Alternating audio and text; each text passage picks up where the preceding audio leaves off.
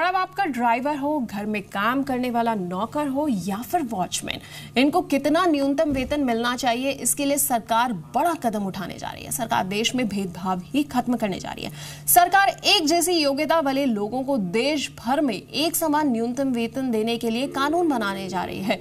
जल्दी देश में एक समान योग्यता वाले कर्मचारियों को एक समान वेतन मिलेगा। श्रम मंत्रालय के स्तर पर इसकी औपचारिकताएं भी पूरी हो चुकी है। देश में भेदभाव होगा खत्म, योग्यता के मुताबिक मिलेगा समान वेतन।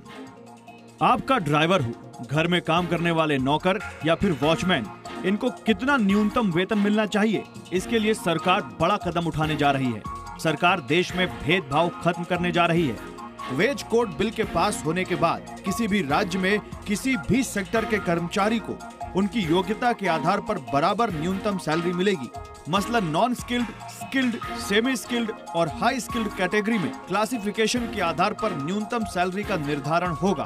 राज्यों को न्यूनतम सैलरी की अनिवार्यता को पालन करना होगा, पर अधिकतम सैलरी वो अपने हिसाब से तय कर सकते हैं। नया कानून हर सेक्टर और हर क्लास के वर्कर के लिए लागू होगा। पार्लियामेंट से बिल पास होने के बाद कानून बनेंगे और अलग अलग कैटेगरी के लिए मिनिमम वेज तय करने के लिए राज्यों के बीच कंसल्टेशन होगा। प्रस्तावित कोड बिल में minimum wages act of 1948, payment of wages act of 1936, the payment of bonus act of 1965 और इक्वल रिम्यूनरेशन एक्ट ऑफ 1976 के प्रावधान शामिल होंगे। लेबर मिनिस्ट्री चाहती है कि मॉनसून सेशन में इस बिल को पार्लियामेंट से पास करा लिया जाए। जानकारी के मुताबिक लॉ मिनिस्ट्री से भी कानूनी औपचारिकताएं पूरी हो गई हैं। फिलहाल नॉन स्किल्ड लेबर के लिए केंद्र सरकार की ओर से मिनिमम 325 रुपए प्रतिदिन के हिसाब से तय किए गए हैं, लेकिन हर राज्य में अलग अलग दिए जाते हैं। हालांकि पुडुचेरी में ये 55 रुपए प्रतिदिन है, जबकि दिल्ली में 331 रुपए प्रतिदिन। वहीं 11 राज्यों में यह आंकड़ा 160 से 200 रुपए प्रतिदिन के बीच है, जो 13 राज्यों में 200 से 300 रुपए प्रतिदिन है। जाहिर है, अगर यही पैमाना नए कानून के मुताबिक होगा तो पूरे देश में नॉन स्किल्ड लेबर के लिए न्यूनतम वेज 325 रुपए प्रतिदिन होगी। नए बिल में शेड्यूल्ड इंडस्ट्रीज और एस्टेब्लिशमेंट्स के लिए मिनिमम वेज को भी शामिल कर लिया जाएगा।